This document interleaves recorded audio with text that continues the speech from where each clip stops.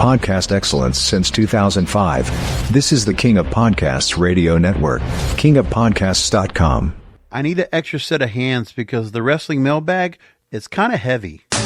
Woo! Hey, this is the Nature Boy Rick Flair, and believe it or not, whether you like it or don't like it, learn to love it, because you have to listen to Wrestling is Real. It is the best thing going today. Woo! The worldwide leader of podcasting excellence, the King of Podcasts radio network proudly presents the Wrestling is Real podcast, because wrestling needs us. Wow, this episode is going to be very feedback heavy. This is the Wrestling is Real podcast, and thanks for listening to the program. Finding the shows you always do, KingOfPodcasts.com, and I really appreciate all of you joining me. And I hope for those of you that are listening tonight, maybe some of the couple of hundred strong commenters to my Instagram feed decided to go ahead and join me for the program tonight, because I'm going to be reading your comments.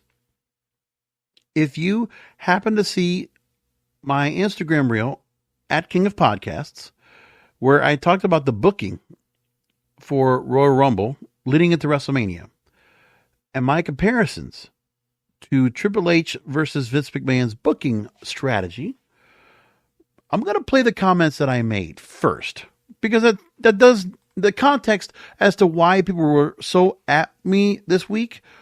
It's only fair that I go ahead and play those comments first. So we're going to go ahead and play that for you right now. I'll tell you is this. Triple H couldn't pull the trigger on the talent he's relying behind for WrestleMania.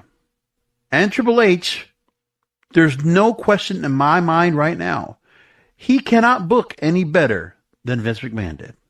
It's just the fact. What we're seeing behind the scenes now is when WrestleMania season's here, all that time squandered, leading up to the Netflix era, leading up to NXT and a focus on that on CW and everything else. That main roster, it lacks upcoming talent that they can rely on and that they trust to push forward into the spotlight. They're not going to do it. They're not. They're going to stick with tried and true stars that Vince McMahon made. That's what I said. That really encompasses my whole opinion of right now where things are in WWE and what they've been doing with their time since last WrestleMania all the way to the present. That's really where I'm at right now. It was a pretty good, compact idea. It was a pretty full-throated take that I had right now on the current state of the company going into the WrestleMania booking right now. That's besides the point of the fact that I made my comments on the recap for Royal Rumble, and Jey Uso now will go after a title. Charlotte Flair will go after a title. They both spoke, and the responses were very interesting, very polarizing to say that too. So we'll bring that up too. But before I even get into the comments that were being made to me about that particular clip, well, I'll do this first. I'm going to get out of the way the most heinous comments that I received, really when I got roasted the most, because I took all the comments that were on Instagram, some 220 comments, and I decided to go ahead and generate it into Gemini to AI. And the AI did such a wonderful job of organizing. They decided to categorize the comments. And so it was in order of disagreeing with the podcaster's take, yours truly, that Triple H's booking is better.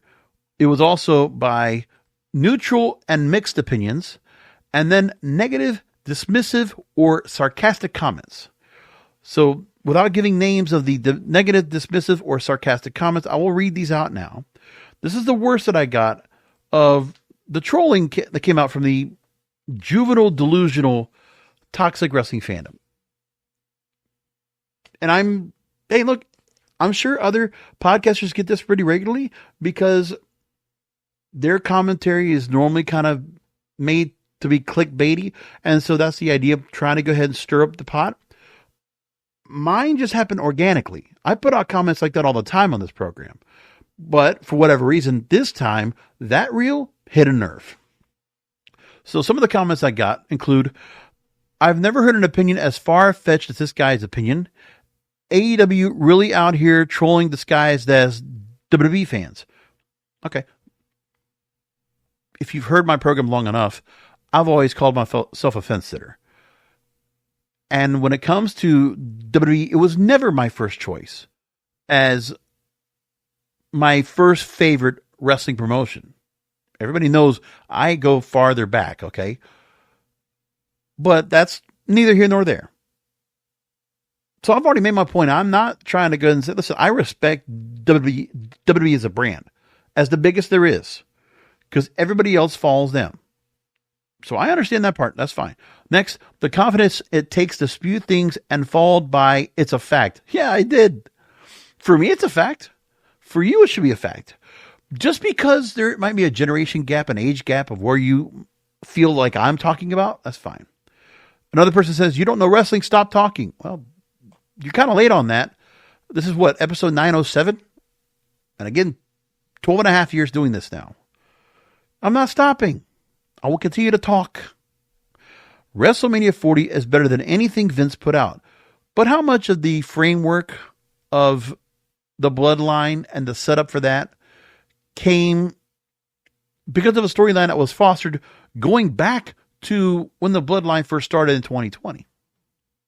Now, that first initial year of taking the wonderful work of the bloodline and incorporating The Rock and telling the story. Listen, I know Paul Heyman was part of this. The whole Samoan dynasty, the bloodline and all, that all encompassed and made sense.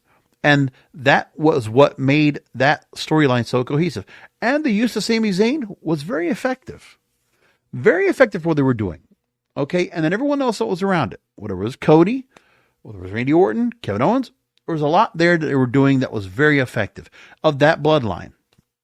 Again, I don't have a problem with the bloodline that was being used all the way up to WrestleMania last year. It's the bloodline that got split up, the mutiny, and everything that came after that. That has been my problem with it. I would have preferred the bloodline storyline be dormant and stop right there. Or at the least, that the new bloodline would have been a new name.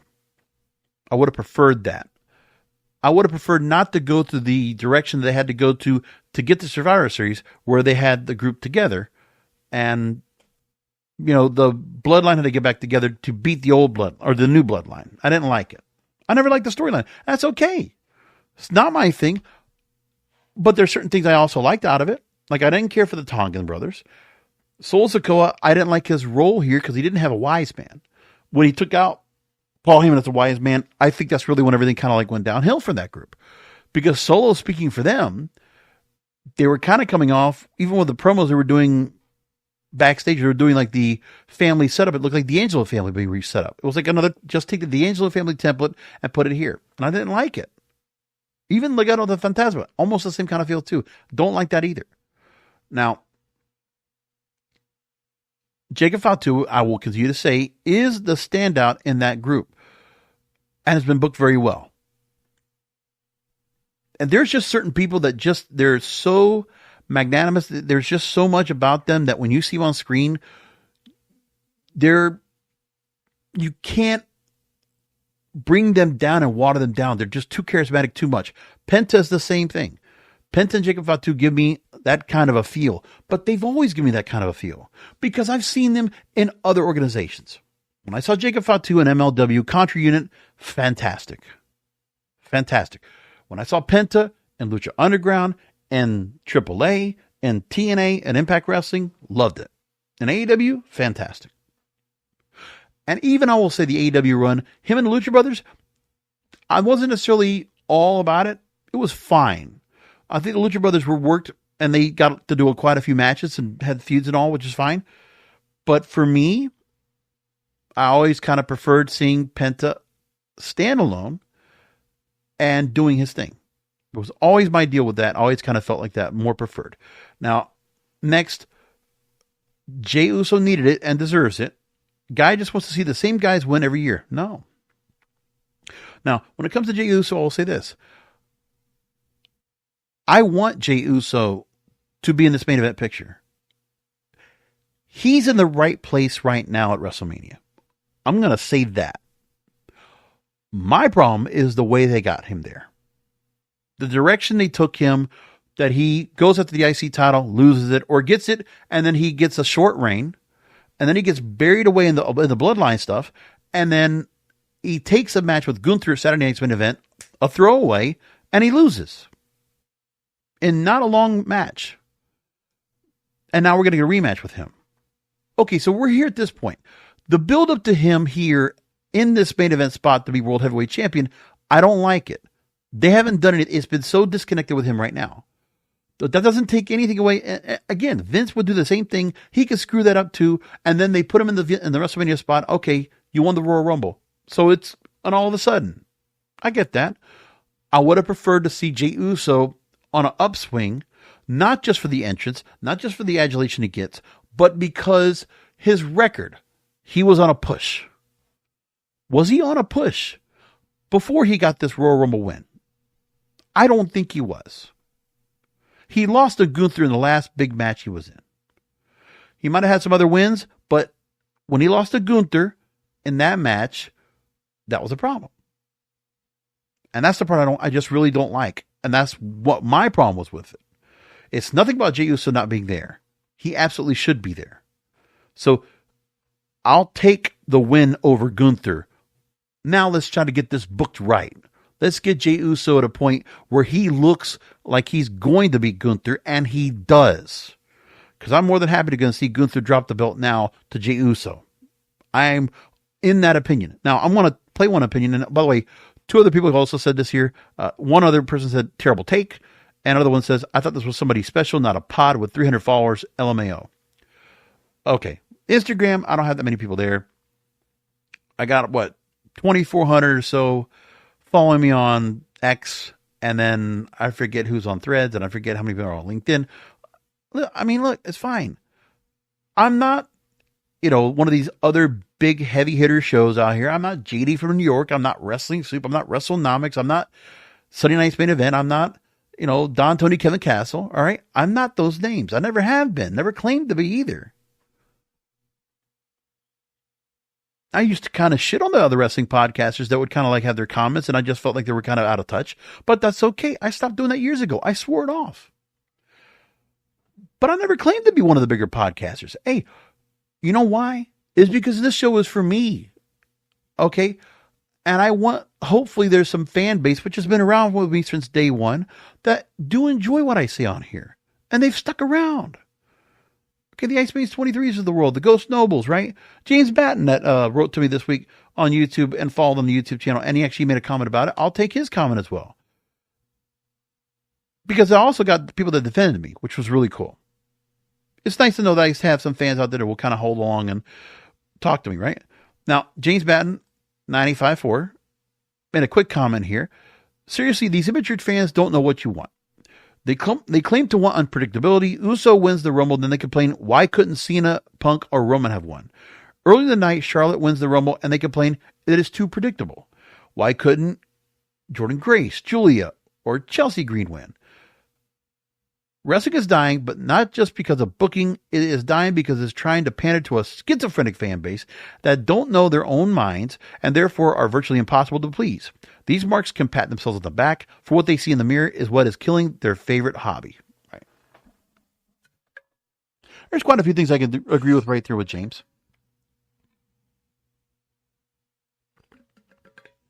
But this has been a week, just in the last, 72, 96 hours? Since the Royal Rumble, there's been a lot of talk, and everybody's been really at what's going on here. So I'm going to take some of the bigger names, aside from the fan podcasters. Let's talk to the bigger ones. Let's talk about Wrestling Observer. Let's talk about Busted Open. Because they also had comments going on this week that really got people going. We'll take that now. And first off, I want to go ahead and play from Wrestling Observer. And this is Dave Meltzer speaking about the Royal Rumble and what's being best for business. Here's Dave. And moving numbers and everything, they are. But guess what? It doesn't matter, because right now there is no best for business. It's all the same. It's really an interesting time. I mean, it's just the show. The show is what it is. It could be, Gunther against Punk. It could be Gunther against Cena. It could be Gunther against Jey Uso. It could be Gunther against Cody Rhodes. And the business is all going to be exactly the same. It's just a unique period. So there is no best for business, which is actually great if you're a booker, because all you got to do is like, I'll do this, you know? And it's like, Jay's got a lot of momentum. He's a good guy. People are going to be really happy. They're going to feel great for him. So when he wins, we'll get a big pop. It's like, now is Jay strong enough to be champion as compared to Punk? It doesn't matter, because business is that strong. Like I said, this is the easiest time in history to be a good booker, because even in eras like when Austin and Rock were on top, there were still the variations. Like if you had the wrong main event, you still go down. You had the right main event, you still go up, even though that period was pretty damn strong. So the point is that there's certain people, when they're at the main event, they should be when they're on the marquee, it matters. And that's the part where the main event is not as significant as it once was. Like there's not a polarization. Honestly, there's no ceiling between semi-main event and main event. Like Roman Reigns, since Triple H took over, or Cody Rhodes, I feel like they've been brought down into the mix of the other main eventers, which for some people, that's really good for them. But my problem is that I wanted other stars to be elevated up to the level of Roman Reigns or Cody Rhodes or John Cena. But everybody's just being played down into the same mix. There's not a ceiling. There's not this upper echelon, right? This extra upper tier level of stardom. We don't have that right now. And that is what Dave's saying right there. That goes on to every promotion right now. It doesn't feel like anybody has that. So everybody feels like they're the same. It's like parody. Look, we talk about NFL being parody because there's not any over-dominating teams right now in the NFL. You might get some teams that'll have a few amount of wins, but really the dynasties, except for the Kansas City Chiefs playing in the Super Bowl this weekend, it doesn't really happen that much. It's a different story. So that's Dave Meltzer making his comments. There was more, but I only was going to play that. Then this is the other part that came in that I figured I'd go and play. And this is from Dave LaGreca over at Busted Open. He was making points about Monday Night Raw, AEW, and other things. Let's take his rant for 30 seconds. All the time. Take your 5-star matches and shove them up your ass. It means dick. It means absolutely dick. You know what means everything? Jey Uso in that ring last night to start off Monday Night Raw. That is bigger and better than any fuck you match that you can put in the ring on a show. That is the reason that we love pro wrestling, is what Jey Uso was able to do and connect with that audience. Now, what I got to say about this, so I have no problem with Jey Uso being out there and coming forward at the start of Monday Night Raw. So Triple H obviously wants to go ahead and work, along with the TKO group, folks. They want to be able to go and have some realism. They're trying to take away some of the idea of the emotions that the Bloodline storyline gave us. But that's acting, all right? That's the different part. The difference is that when we see Jey Uso here at this point, and he is giving emotion for himself, but this was contrived. He was scheduled to win Royal Rumble because they decided to go and book him as such. And to have this title shot, whichever one he chooses. Whether it's Gunther or Cody Rhodes, I'm assuming it's going to be Gunther. That's what it looks like. But that was the thing they were going to do. So they decided to go that route. And when Jey Uso is going to come out there, the old school wrestling fan in me wants to see him come out and really talk. So what I want from him is not just to have, tears in his eyes. I mean, look, O'Shea Jackson, right? Ice Cube's son on X. He is with the crowd, okay? Jey Uso with real tears in his fucking eyes. And you motherfuckers want us to be mad this man won? Yeet. I'm not saying anything about that. Now, Jey Uso's always been very outspoken, and I think he's done better promos in the past. Listen, when he talked to the Ringer leading up to Survivor Series, and he made the point of, if you all want these dream matches, you all going to bring your ass to WWE, dog, to the top tier. You all going to have to come. Where we at ain't dropping down. Got it. But part of it is too, is that with Jey Uso, I just want him, when he's going to come out there, cut me a promo. That's a promo. Like when he was out there by himself and the emotion, that should have been for last night. I would have preferred that he would have had something else going on to talk about, because that was the part I was missing out on when I heard him. I wanted to go and have him, when he's going out in the ring, sure, go ahead and talk, but like, give me more than just the emotion. Like, it's not just the entrance. Give me something behind that promo, more than just him being like a run-of-the-mill talent that's just grateful to be out there. You've always shown you're grateful. That's an obvious thing. But give me something more in the promo than this. This position. But look, though, I got it, man, because of every single one of you. But from my heart and my family, man, thank you, everybody. I'll talk about every single week. Every week with me, man.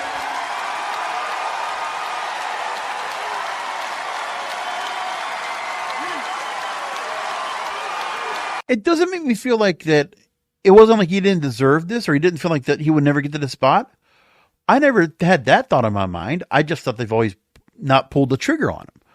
But the way he came across, it's as if like he's such an underdog. No, you're not. And the other thing is, why are we always playing underdogs with everybody? Okay, Cody Rhodes last year, you got your story. That was the underdog story you all wanted to hear, with a great story behind it. Okay, you're going to do it again? So then give me Jey Uso's underdog story here to make it feel like, oh, the opportunity is so grand for him to go and finally get another chance at this. Because I didn't feel that. I didn't feel any of that coming in there. And especially when Jey Uso has always been cocky, arrogant, even as a face, and he's braggadocious. Like, okay, let the emotions come out, but get back to promo mode, buddy. We know you got that. That's what I wanted. Like, get the heat back on, man. Let's get past the whole you deserve it thing. I don't want that all the time from my wrestlers. It's just inherently no, you deserve it. So let's get to the promos. We need to go and sell some tickets, man. We got to fill up Allegiant Stadium coming up in a couple of months. You got Elimination Chamber. You got Skydome. You got Toronto. You got that coming up in 4 weeks. You got to sell that thing, man. Let's get something going with that. We want you to get some heat on Gunther or whoever you're going to go ahead and take on. Like, why do we have to go and wait to go ahead and figure out who the opponent's going to be coming up at WrestleMania? Let's just get it done. Let's just get Gunther and Jay, start the program. Let's build some heat for it. That's what I want. But we didn't get that. Now, as for the build-up for the Royal Rumble and the first month of Monday Night Raw on Netflix, well, WrestleNomics put out a great little graph on what they were doing so far with their viewership worldwide. Let's make that point. So, of course, these are the numbers they give are views, defined as hours watched as global, watches as watch divided by program duration. This is from Netflix. And here's the numbers we already have so far. Let's make sure we get this clearly. So, January 6th, the debut was 5.9 million viewers. It dropped on the 13th to 3.7 million viewers. 3 million viewers now for January 20th. And last Monday night, 2.9 million viewers. Not this past Monday night, but January 27th. To go home to the Royal Rumble, 2.9 million viewers. You had a consistent drop. 3 million viewers. 3 million worldwide. Where did they go? This is WrestleMania season. Why are they stepping away? You lost 2.2 million. You don't have Cena out there. You don't have The Rock. You don't have Triple H out there. And the big pomp and circumstance. What's going on here? You get down to 3 million viewers. Ask yourself the question. If they were on USA, they didn't have that worldwide audience. If they were just back in a normal spot, are they even breaking 2 million viewers right now on USA? Probably not. Probably not. Do I want to go ahead and give comparisons? By the way, they're not even on cable right now, so they're supposed to be unopposed. Netflix is a different bag, right? They're not even supposed to be comparison to what they're having on with sports, right? Sure, we could talk about, all right, there was football on January 6th. That didn't get affected at all. January 20th was a national championship. I don't know if that made much of a difference either. But there's your audience right there. 3 million viewers. Netflix, did you really pay that much money, $500 million a year, to get 3 million viewers? Wow. 3 million viewers. That's concerning. Very concerning. So WrestleNomics put that out there, and I'm like, wow, that does kind of catch me by surprise. And there was so much else that was going to be said, right? So one other comment from Dave LaGreca talking about wrestling fans in general. Let's go and play this. All the time. Take your 5-star matches. Oh, it's the same thing. Sorry. I didn't realize I had it on there a couple times. Wanted to make sure I had it. But now,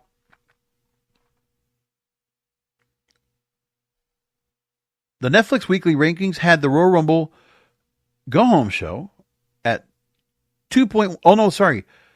The Royal Rumble event on Netflix for international audiences got 2.1 global million views. Number 10 globally. Just to know that. It's not including the U.S. Want to make sure that we said that too. Now, let's go and get into more of the comments I got. Because like I said, there's a lot to be said here. And the crowd out there for Charlotte Flair, they were not afraid to go ahead and make themselves known as to what their feelings were about her. And I think they dropped the ball on Charlotte anyway. I don't think I would have liked her coming back as anything more than a heel. I don't know why they don't want to break her heel coming back. Like, okay, she gets back here, and obviously nobody's really getting her into her, but like, whatever reason, they're all upset about her. They don't like her going out here and talking, but she got a whole lot of flack, and that crowd gave it to her.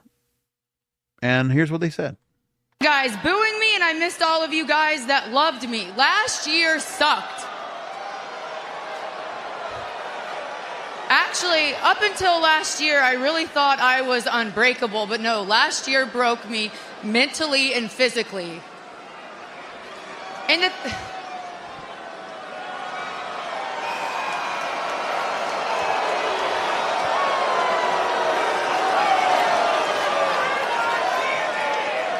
actually, there was a point last year that I didn't know if my knee was going to get better. I didn't know if I was going to make it to Survivor Series. I didn't know if I was going to make it to Royal Rumble. I didn't even know if I was going to make it to WrestleMania. You guys don't get it. This is what I think about. They don't want to hear. You know, this is where Triple H and the folks, they got to realize your audience has turned on her. They have heat on her, and for whatever reason, you know what's going to happen when you're going to bring her back and she's going to return, and you give her the Royal Rumble title. You let her win the Royal Rumble, and you know you're going to get that match. Now, as for Charlotte, yeah, I'm not surprised they decided to go ahead and put her into a title match right away. I don't think it's going to be Tiffany Stratton. It looks like it's going to be Rhea Ripley and Charlotte Flair. Now, if my memory serves me correctly, didn't we have Rhea Ripley and Charlotte Flair face each other? Wasn't that something that already happened? You go back to WrestleMania 36, and Charlotte beat Rhea Ripley for the NXT Women's Championship. And then you can come back, Rhea Ripley wins the Women's Royal Rumble and eliminates Charlotte Flair last. The WrestleMania 39, Rhea Ripley defeated Charlotte Flair to capture the SmackDown Women's Championship, and it was a Match of the Year candidate. And so we would have the perennial rubber match. Rhea Ripley now has the belt back, and to have Charlotte Flair confront would have been great. The only thing is, I guess, I don't know if you just have Charlotte win the Royal Rumble here, which this is what they decided to go and do.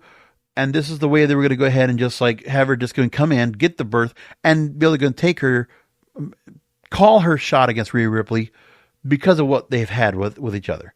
So obviously they have a lot of animosity that they made a storyline, and to kind of emphasize that. I mean, again, it's been a while since we saw Charlotte Flair, because her last match, she was in the match with Asuka on SmackDown, December 8th, 2023. That was the last time we heard from her. Neck strain, torn ACL, MCL, meniscus. Yeah, so she was gone for a long time. And it was a shame. Like, again, 9 months plus, and she didn't know if she was going to come back. They didn't take any time to go ahead and really position her on the way back up and her return and the work she put in here to get there. I know there were certain things they did out there, but it wasn't going to be much. You know, Charlotte Flair was kind of like basically out of the whole mindset for the audience anyway. They probably never thought Charlotte Flair was coming back anytime soon, even for full-time work. We don't know, but she's here now. Her rollout back into the universe, not good. She's not going to win that crowd back. There's nothing she could do in that promo out there. She was sent out there as to be slaughtered, because the storyline they gave her to work off of, trying to be a sympathetic babyface. You're talking about Charlotte Flair. That's not going to work. Charlotte Flair, if she's going to come back here, you could have just brought her back, and then once she's back out, I would have said something about, like, before she came to the Rumble, like, we already knew that she was going to be in the Rumble, but if you would have brought her out before and make mention of the fact that I've been seeing, and make mention of both Tiffany Stratton and Rhea Ripley, and I'm going to enter the Royal Rumble. I'm back, and I'm going to enter the Rumble match and go that route. And then what you do is you can say, okay, here's my thoughts about Tiffany Stratton. She just wants to be me. She's just she's trying to be a carbon copy of me, but she can't be me. And then with Rhea Ripley, we have a storied past. And you know what? I never got my win back on you when you took the title from me, the Women's World Championship. You don't have to call the SmackDown Women's Championship, but whatever. You took a women's title off of me, and I need to go and get my win back. And so I'm going to go after the biggest dog in the yard, because that's what I want. Like, I never lost my spot on top. I'm taking my spot on top back. And then Rhea Ripley could kind of, confront each other and at least have that. And you could have said, look what Rhea Ripley's been doing this whole time since I've been gone. Since I've been injured, Rhea Ripley's been playing around with the Judgment Day and, fooling around with Dominic Mysterio and then fighting with his girlfriend. Like, what's wrong with you, Rhea? What happened to the Rhea Ripley I know? Where's the brutality? I would have absolutely loved that storyline. And then, look, you play Charlotte Flair to be the heel. Rhea Ripley's already the beloved babyface. And that would have set up the match. All I'm saying is, you got two main event matches, and that would have made me care much more. So, Charlotte Flair, Rhea Ripley, you're going to set that up? Fine. And if you want to have Rhea Ripley go over, great. But with Jey Uso as well, you give me that match with Gunther, I wish we had a chance to build up something to get to that point. Is that not hard for me to go ahead and say that without getting roasted? But of course not. Hey, everybody went after me because they heard a 50-second clip. 50 seconds, and they went at it. So let's go down to the neutral and mixed opinions that I got. Instahead Ache 07 says Vince wasn't letting Jay win anything. Who's to say Charlotte's coming back to win the title at Mania for sure? She could very well lose to elevate Tiffany Stratton. I don't think that's going to happen. Cam Clam 314. I mean, I get that perspective with Flair winning, but both rosters are literally stacked with upcoming talent. I wouldn't exactly call Jay a star that Vince made. Rumble was great, but that Nia Jax 6-woman elimination was a low point of the night. Made 100,000% Flair was going to win. I agree with that. The night when Nia Jax wiped out the rest of the group to leave it to like 4 or 5 people, yeah, that sucked. I even think with Roxanne Perez, the way they set her up, having the long hour plus deal with her in the match, that's fine. But I don't think she really earned anything from that. She's still in NXT. I don't think that gives her any more credence when she moves up to the main roster, if that's even going to happen, because I'm still waiting for that. It's been a long time now. She's been sitting there for a while now, and I don't know what they're going to do with her. And they obviously have so much other talent going on right now with Julia and Stephanie Vaquer and Kalani Jordan and Jada Parker. Like, the list goes on and on. They got a lot of people to go and work on over there, so they're doing just fine.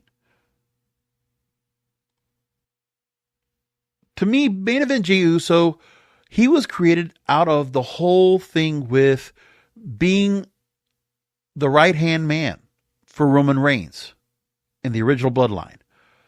And when he split off from the family and he split off from Jimmy Uso and that set up, I think that was something that came out of what was being done when Vince was still in charge. Because that storyline was still him at the helm at that point, which that storyline was great.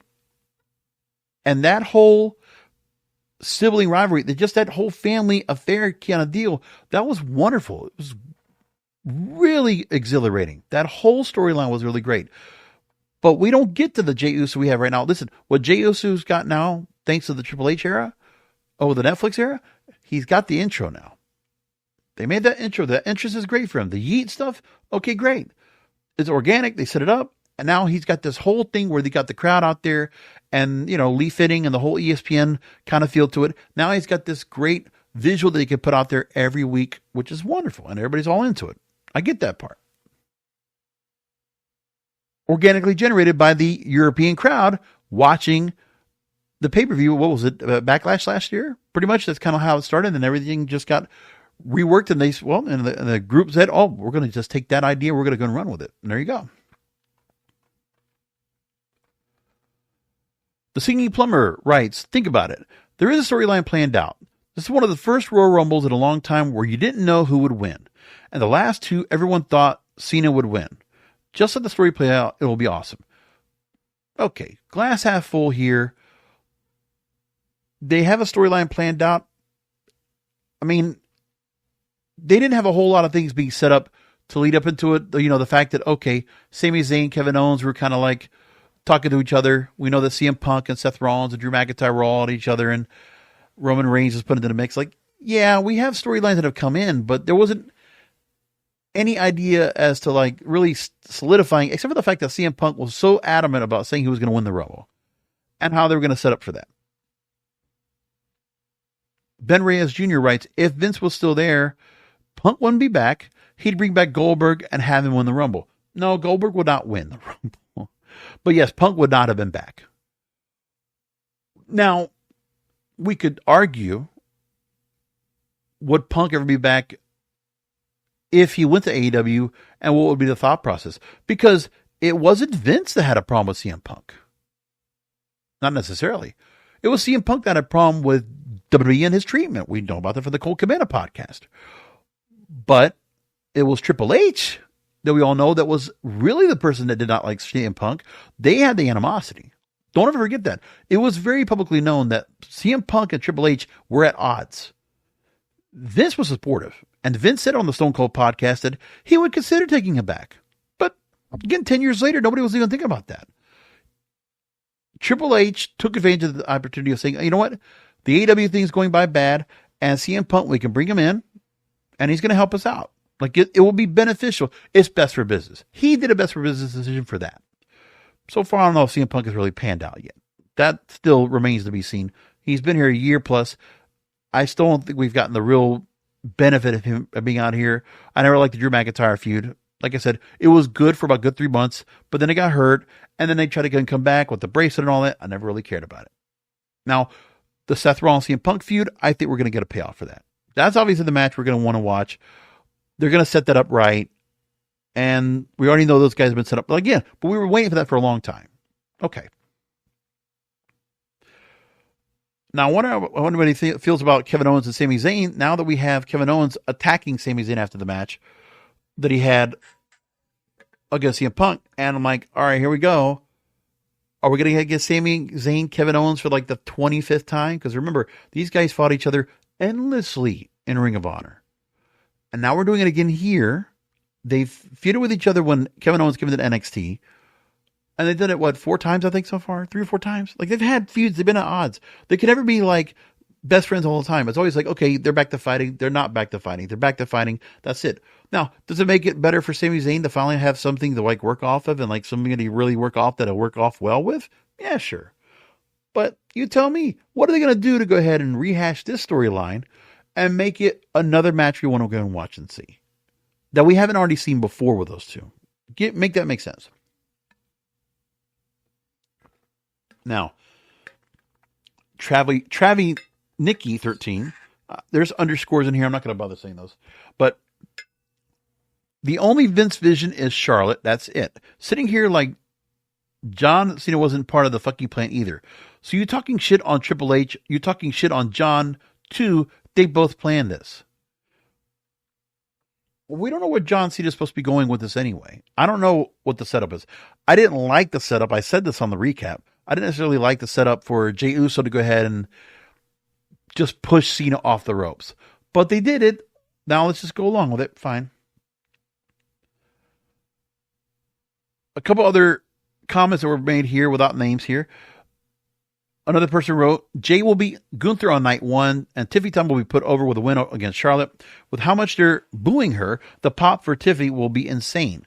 Another comment, Jey Uso is the most over superstar. Storylines can still play out at Mania, still relax. Okay. Another, what if I told you it had to do with the WrestleMania payday? All those guys would need big bucks for that match. You know who wouldn't need many bucks for that match? Jey Uso. Another, think about it. There's a storyline planned out. This is one of the first Royal Rumbles. Already mentioned that before. Okay.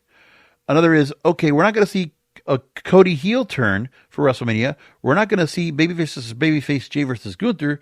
So what story do we have at WrestleMania with Cody? I don't know. Well, we got to get the Elimination Chamber matches done and figure out how that's going to work out. So CM Punk won his match. They got other matches to set up. We won't know because they're going to drag out the elimination matches so we can figure out who's going to be in the match, and then we can set up who could possibly be set up for that. And we know Cena's going to have a match. We don't know what they're going to have the rest of it. We don't know who's going to be left in the Elimination Chamber discussion to find out who's going to take that spot against Cody. We don't know that yet. Now, there are comments that were sent to me that were disagreements with me, but were cordial. Now, some of them might not be, but this is what it was organized by Gemini. D Black 67. Are you serious? Like Vince would have pushed Jay. LOL. Green Thumbrex 416. Vince McMahon did not make Jey Uso. If Vince was still around, he would still be a tag team member and nothing more. Cody Rhodes was not made by Vince McMahon. In fact, Vince pushed him out with a terrible gimmick. But Jey Uso had already been pushed out. Like the main event gimmick was already put on him in 22, right? And this is before SummerSlam, before Vince was out. Now, of course, Triple H was very much involved and intricate into the details of what's going on here. But I still feel like Vince had to be, in some point, had to sign off during that time up until SummerSlam. Because, of course, in 22, we already had the whole thing with the filing of the lawsuit by Janelle Grant's team and the investigation by the SEC and so much more. Like, there was that and the sale of the company. We know that was all going on. Pop U Form wrote, Vince's booking was driving the company into the ground. By the end, Triple H's booking revitalized WWE's popularity and is making stars again. Hold on. Pump the brakes. Okay, so now the booking, first of all, you had the revitalizing of WWE once COVID came and we came out of that. Like by the time we got to July of 21 and we were on the way out of COVID, out of the Thunderdome, we were relieved and all those returns came back. Honestly, WWE got themselves back on their groove, okay? And it stayed up there for a while now. And then honestly, like the Bloodline storyline really built up and a few other things. Like that all worked out good. Judgment Day, like they were just, doing a lot of things right. And now that was also part and part for some other things that came about where, like I said, factions and things like that were working out really good. And they had good storylines going on. Like there was no question about that, but sustaining that's going to be tough too, because my problem is this, and I've said this over and over, that the booking now has changed because we're in a house show loop. These storylines, these feuds, they stretch out so long. And I feel like sometimes we just don't get anywhere. Now we're at some change. We're starting to change up some of the storylines. Damian Priest now with Drew McIntyre, CM Punk, Seth Rollins. Like we're starting to get a little bit of change up. Kevin Owens and Sami Zayn. We're starting to see the change up of feuds. But there were some that went on for months. Again, 9 months to a year. And I'm like, all right, let's go somewhere else with it. So it's not revitalizing, it's stagnation. And that's what I was getting tired of. Okumakoro wrote, "Nah, it's definitely different. We probably would have gotten Cena winning the Rumble, going on to face Brock, who beat Cody in 30 seconds. That's a reply back. I don't know if we're going to get Brock back right now. I don't know if he's coming back. I don't expect him to come back right now. There's nothing for him to be in. I mean, honestly, if Randy Orton were able to go make it back from injury, I'd like to see him and Cena go out at least one more time before his retirement. That would make some fun. I mean, listen, I know we've seen those guys over and over, but like, let's give them one more feud for the masses. Like, right? Like, let's give John Cena one of his old opponents, one of his real adversaries, put them together and make them fight. Like, give me that. That'd have been kind of fun. I would have enjoyed that. And he doesn't have Edge out there, so unfortunately, Edge is not going to be out there to go and help out with John Cena on that retirement. But Edge would have also been a wonderful plan too, but he's dealing with Death Riders right now.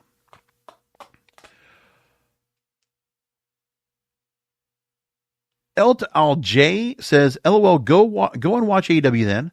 These people are talking shit, and you don't even know what is going to happen. When Vince was the guy, you already knew who was going to win. Talent, they have a lot, and they are using everyone. At least Vince have people that you never see in a year. LOL, you watching the Raw channels? Well, if I was watching AEW, there are a few things I'm liking. I'll tell you what, I did like MJF being confronted by Dustin Rhodes. Dustin Rhodes had some fire, man. He was giving me the old natural Dustin Rhodes kind of feel to it. And, you know, to him not have to be gold dust, yeah, I like it. I like it. And Dustin Rhodes always cuts a good promo. In the current state, he got it. And he can still work really well. So MJF now dating with all these older wrestlers, I don't mind that so much. Swerve Strickland Ricochet, I'm enjoying that feud. I am really enjoying Mariah May and Toni Storm.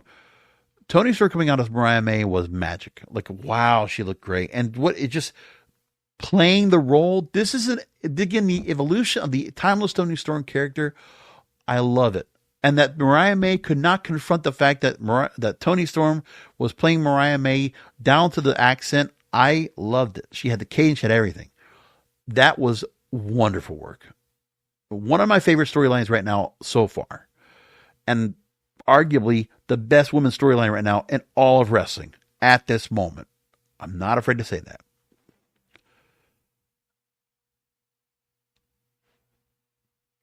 Country Irishman 2.0 writes back at me. Of course, I say juvenile delusional. He throws it back at me. Are you delusional? I'm serious. Vince would have held Jay so far back eventually he would have been a gimmick / joke. And he would have only pushed guys like Reigns, Lesnar, or Cena. His booking was so bad, fans were this close, he puts his little emoji with the fingers together, to stop watching WWE. Vince gone is the best thing that could happen to that company. Okay, well, everybody's got a big animosity about Vince, and obviously the lawsuit and everything that's going on with that, people that wanted to go see Vince go, well, they're making it very clear they are so happy to see him gone. But it's like Vince is not gone because they can't keep his name out of their mouths. They have to keep talking about it. Now, part of it is I'm going to talk about it because I'm going to go by reference of the experience that I've had at this company. Vince McMahon's got more time and much more experience to have given me feuds and storylines and characters that I really enjoyed. Out of all the years I've watched the wrestling, yeah, I'm going to find some good stuff out of that. So I'm not going to dismiss the man. Of course, I always say he's done some real bad shit. No doubt about it. He is not a saint. But he has given me a lot of good wrestling over the years. So I respect that out of Vince McMahon, at the least. And you got to think that there's quite a few things that Triple H learned off of Vince McMahon, but there's just certain things that are going on this route right now. And of course, this new corporate entity in TKO and what they're doing with the product, you know, they're doing a lot of changes here. And I don't necessarily like the changes that they're making, but that's okay. Some of them are very aesthetic at the most, you know, adding the sponsors on the mat and around the ring and the drone shots, the constant overhead shots and things like that. Okay, fine, whatever. Not a big thing for me about that. Next, this is a terrible take. This is from They All Float Down Here. Because this guy clearly doesn't know what the hell he's talking about. Vince would have never allowed for Jey Uso to win the Rumble. John Cena were the one Vince would have never built the feuds around that Triple H has built. It would have been one and done, dude. Please shut up. Damn. Okay. If you say so. I've made my point about Vince, but we'll continue to go on. Here's more. I'll just take more comments. Just run them through. Muzan Mar MZ, absolutely garbage take. Vince has killed so many careers that had massive momentum. Zack Ryder is the perfect example. And you don't think that I think of Vince McMahon's booking towards the end of his run before 22? Yeah, we had some stinkers. Yes. Who said his booking was perfect? Trust me, there's been plenty of times I was not the Vince McMahon guy. Let's try to make this clear. Those of you that took this out of context, because you took a 52-second clip, and you encompass that as everything I think about this company without getting the full context. But of course, that's the kind of society we live in right now, right? I mean, I already know that somebody was out there talking about, AEW must die. And they're all trying to go ahead and go back after this guy because of what he said, right? And everybody's attacking him for what he said. I'm not doing it. Because I did hear the other 7 minutes of context that was being put out of that clip. Because this podcaster decided to go and put it out for us. Okay. And I listened to him. I don't agree with him. But he can say what he wants. I don't want a company to go falter. I don't want a company to go extinct. I hated when WCW went away. I don't care how shitty it was. I didn't want WCW to go away. I still thought it was very important for a second company to be around here. So my emphasis and support with AEW is I need them to push the needle and at least do enough to make WWE stay on their heels. Because WWE at their best is when they have real competition that's on their ass. AEW is not there. They're not even there now because they have let themselves go stagnant as well. Because the booking style right now also is bad. What Dave LaGreca was saying. And what Dave Meltzer was saying. There's a problem right now where wrestling for the audience out here, whether it's AEW, WWE, there's a loss in the art. A loss in the sports entertainment side.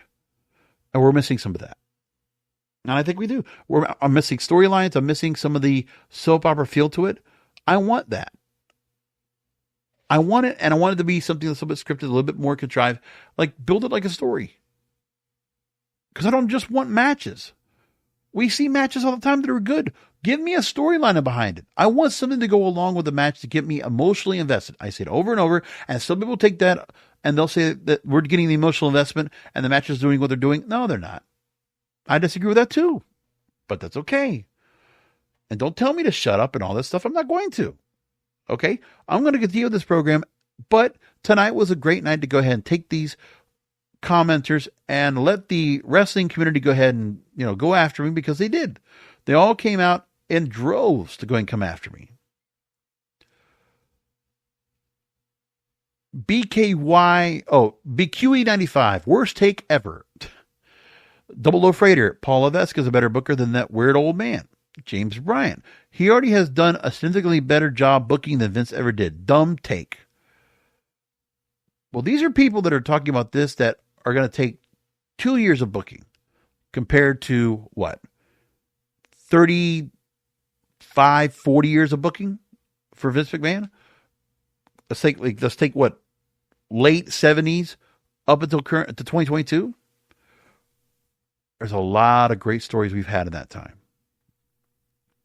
Now, do we want to go ahead and say, if you took some of the stars that were around during Vince McMahon's era, take them away? Look at this. Just look with NXT. As I keep talking about NXT regularly, okay?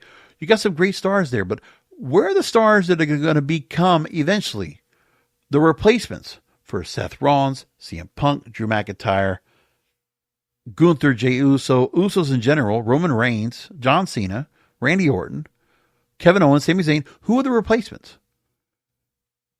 We shouldn't see them in the weeds not doing anything. When you see Ludwig Kaiser get dropped out early in the Royal Rumble and lose the other night, right? Or lose to Penta. Or see Braun Breaker, who he gets this I Show Speed moment and takes the guy out and got a spear to Roman Reigns, but then he gets thrown out. And he's not in the Final Four. Yeah, there's something wrong there. Like, I want to see some stars that get built up and become bigger. Jacob Fatu getting thrown out for Braun Strowman. No. This is the part where, okay, there are stars right now that should have already been elevated up. They should have featured matches going into WrestleMania. Something going on with them. Because they're on the upswing. There's a lot of capital behind them. You need to see if they can sink or swim. And there's not enough risk taking going on with some of these stars that are younger that could be pushed up. Carmelo Hayes, in and out quickly. That's what I'm talking about. Well, these was Vince McMahon. He would always have gimmicks or changes the particular stars. And if they were young, he threw them to the wolves.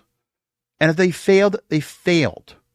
But that's the biggest thing that the audience doesn't like either. They don't want to go and see somebody that they like get thrown out to the wolves with a bad gimmick and then they fail. Look at what Triple H did. This is what everybody got happy about. When basically Johnny Gargano, the way gimmick, and he comes up to the main roster and he failed and it didn't work out and they let him loose. Or when Karrion Kross had the whole thing with the mask and all that stuff, and that also failed, and he also got cut. Remember all those people that got cut? And then Triple H hired them all back. Think about that. If we had to go and give the names of these stars,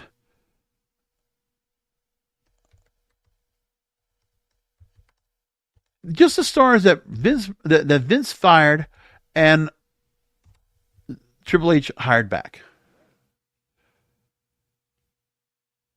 Think of the names we had here so far that were brought back. You have Braun Strowman. So he's out there now, mid-card, and again, he's enhancement talent. He did it for Bronson Reed until Bronson Reed got hurt. And now for Jacob Fatu. Okay. Dakota Kai. She's been in with Damage Control this whole time, and do you feel like there's been really much of anything with her? Like, how about if she was really so wonderful and special, was she going to break away from Asuka and Io Sky and all this, right? Like, was ever that going to happen? Because Dakota Kai hasn't done much, but of course she got hurt as well, right?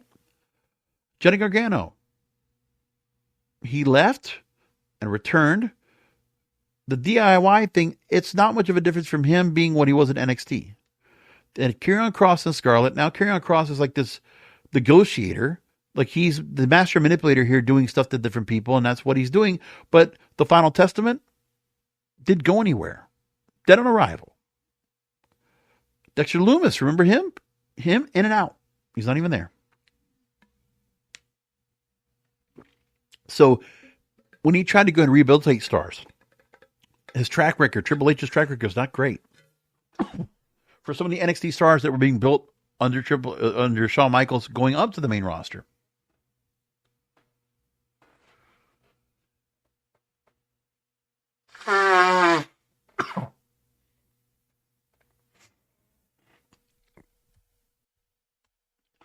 If we look at the NXT main roster call-up since 2022, getting Raquel Rodriguez up there. Again, she was hurt. She came back. Now she has her role with Liv Morgan. We'll see what happens with her right there.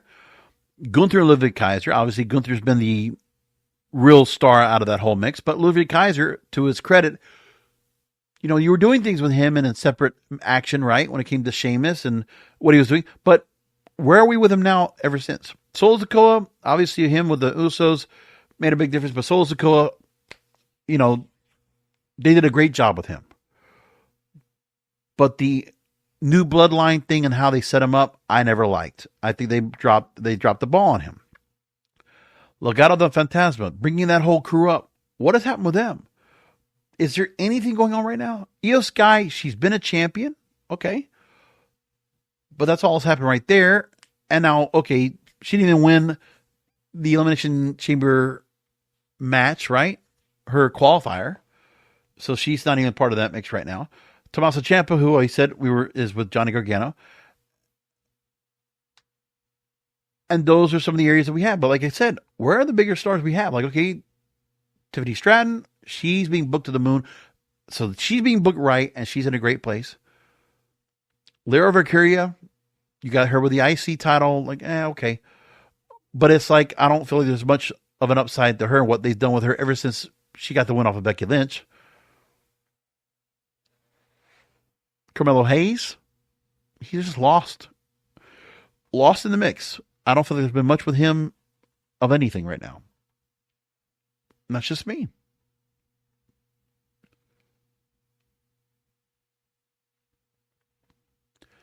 Some last comments here. Swalk Lane XW, Vince would have buried Jey Uso in the Rumble just for Triple H, suggesting he wins. Dainty's Inferno. LMAO, Vince was awful at putting over new stars.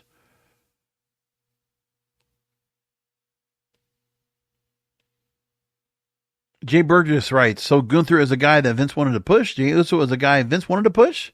Drew McIntyre was handcuffed on the mic under Vince. He won the Universal title at WrestleMania 2020 during Thunderdome. And then he got a chance to go and then Drew McIntyre got a chance to go and win after that, right? But remember, Drew McIntyre was a champion in Thunderdome after he came back to the company. And don't forget, Drew McIntyre was made Intercontinental Champion, and they did give him chances. Remember, when he first came in and there was Shattered Dreams, they gave him a big push. He was a chosen one, right? Don't forget that. You know, that's one of those things where Drew McIntyre and Bobby Lashley, when they come back and they get themselves with a chip on their shoulder, they came back and they really pushed themselves so hard. And then where Drew McIntyre is right now is great. He earned his spot, man. He earned the respect to where he is right now as a main eventer in WWE, no doubt about it. I get another comment, massive L take. McMahon would have pushed John Cena. So who made Jey Uso? Vince? Well, that's all the comments I got. There's other ones. I know there was some on TikTok I got as well for some of the same stuff I wrote about.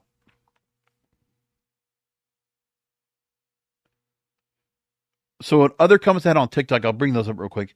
Not going to lie, this is from Chico. Not going to lie, if you look at it, there are top stars, all 35 plus back in the day. There was pushing young ones. The most you see, Randy was like 25 when they started pushing him. And by 28, he was the biggest. Also writes, Dominic right now is probably the youngest who is kind of big that they have. And Dominic is kind of lost in the mix too. And he's being anchored by that Judgment Day gimmick. It's time to move him out of that. And hopefully they're doing something where Liv Morgan is kind of having the animosity right now where she's not saying she's upset, but let's just break them up and let Dom go on his own. Like, I would love that to happen finally. Because they do need to go and work on him right away. Damian Anord writes, I wouldn't say Jey Uso was really Vince made, same with Fatu, but all the others, yes. John Albatross writes, somebody explained what was wrong with Jey Uso winning. Biddy Cronk writes, we're on the road to WrestleMania. Of course, he's going to use the big names. Who's the Vince-made stars? Logan, Seth, Roman, Drew, and Cena? That's all. That's about it all. Eyes are on WWE.